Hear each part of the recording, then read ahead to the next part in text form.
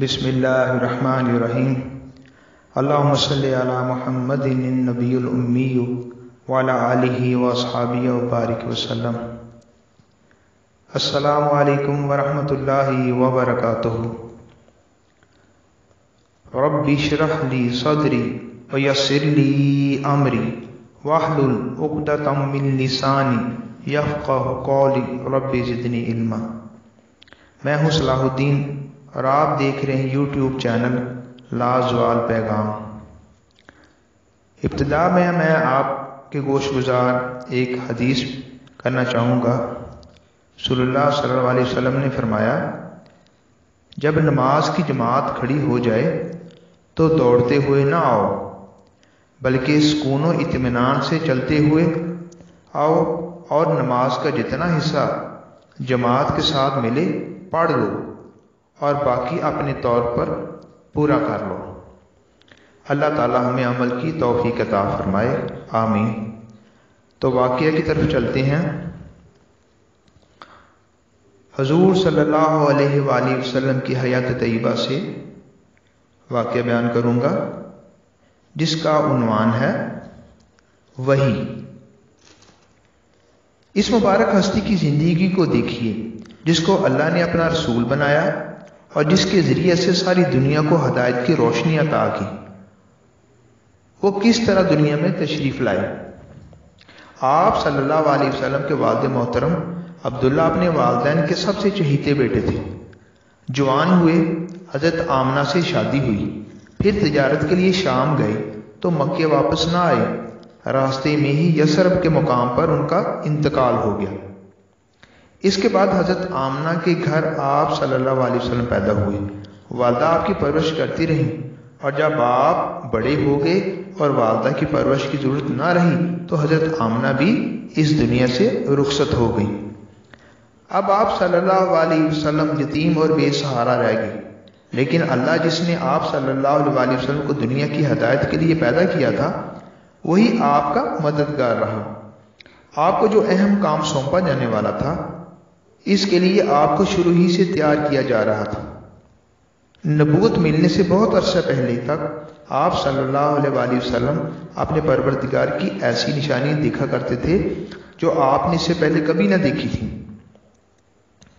آپ صلی اللہ علیہ وسلم جو کچھ خواب میں دیکھتے وہ صحیح ثابت ہوتا۔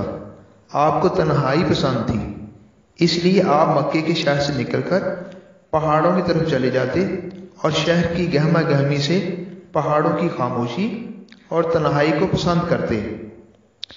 آپ صلی اللہ علیہ وسلم اپنے چاروں طرف ایک نور دیکھتے، چاہے سورج کی روشنی ہو یا رات کا اندھیرا، آپ کو ہر طرف ایک روشنی نظر آتی۔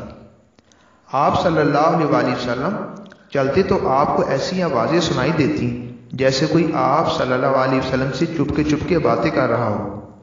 ایسی آوازیں آپ درختوں، پتھروں اور کنکریوں سے بھی سنتے۔ آپ ان آوازوں سے خوف زدہ ہو گئے، کیونکہ آپ نہ جانتے تھے کہ آئندہ کیا ہونے والا ہے۔ چنانچہ ایک دن پریشان ہو کر آپ صلی اللہ علیہ وسلم نے اپنی بیوی حضرت خدیجہ رضی اللہ تعالی عنہا سے اس کا ذکر کیا۔ انہوں نے آپ کو یہ کہہ کر تسلی دی کہ آپ کو آپ کا پروردگار سب سے زیادہ پسند کرتا ہے، وہ آپ کو کوئی تکلیف نہیں دے گا، کیونکہ آپ رشتہ داروں کے ساتھ اچھا سلوک کرتے ہیں، سچ بولتے ہیں اور نیک کام کرتے ہیں۔ آخر کار وہ دن آ گیا جب آپ کو پیغمبری عطا ہوئی۔ آپ مکے سے 3 میل کے فاصلے پر منا کی طرف جاتے ہوئے کوہ ہرا کے ایک غار میں تشریف لے جایا کرتے تھے، جسے غار ہرا کہتے ہیں، اور وہاں بیٹھ کر تنہائی میں اللہ کو یاد کیا کرتے تھے۔ ایک دن آپ اسی طرح اللہ کی یاد میں مصروف تھے کہ یکایک جبرائیل امین آئے۔ ریشمی کپڑے میں لپٹی ہوئی ایک کتاب ان کے ہاتھ میں تھی۔ انہوں نے آ کر حضور صلی اللہ علیہ وسلم سے کہا، اقرا، پڑھو۔ حضور صلی اللہ علیہ وسلم نے فرمایا، میں نہیں پڑھ سکتا۔ یہ سن کر جبریل امین نے آپ صلی اللہ علیہ وسلم کو زور سے بھینچا، پھر آپ کو چھوڑ دیا اور دوبارہ کہا، پڑھو۔ آپ نے پھر وہی جواب دیا، میں نہیں پڑھ سکتا۔ جبریل امین نے پھر اتنی زور سے بھینچا کہ حضور صلی اللہ علیہ وسلم کو محسوس ہوا جیسے آپ کا دم نکل جائے گا۔ پھر انہوں نے آپ کو چھوڑ دیا اور تیسری بار کہا پڑھو۔ حضور نے تیسری بار بھی یہی جواب دیا، میں کیا پڑھوں؟ اس پر حضرت جبرائیل نے یہ آیات پڑھی، اقرأ بسم ربک الذی خلق خلق الانسان من علق اقرأ ربک الاکرم الذی علم بالقلم علم الانسان ما لم یعلم۔ چنانچہ آپ صلی اللہ علیہ وسلم نے ان الفاظ کو دہرایا۔ اس کے بعد جبریل چلے گئے۔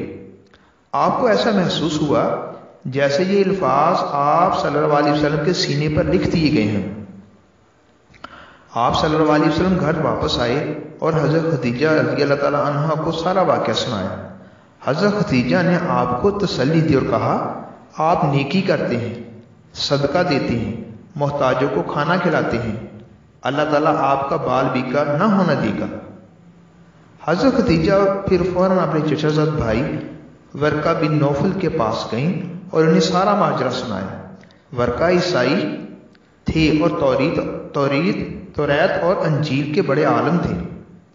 انہوں نے سن کر کہا، اے خدیجہ، اللہ کی قسم یہ وہی فرشتہ تھا جو اس سے پہلے موسیٰ کے پاس کتاب لا چکا ہے۔ محمد صلی اللہ علیہ وآلہ وسلم یقیناً اللہ کے رسول ہیں، تم ان سے جا کر کہو کہ وہ ثابت قدم رہیں۔ اللہ تعالی ہمیں عمل کی توفیق عطا فرمائے، آمین۔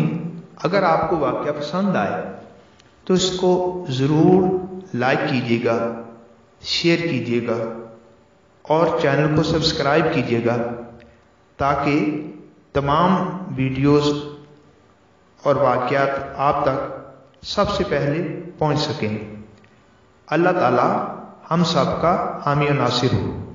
السلام علیکم ورحمۃ اللہ وبرکاتہ۔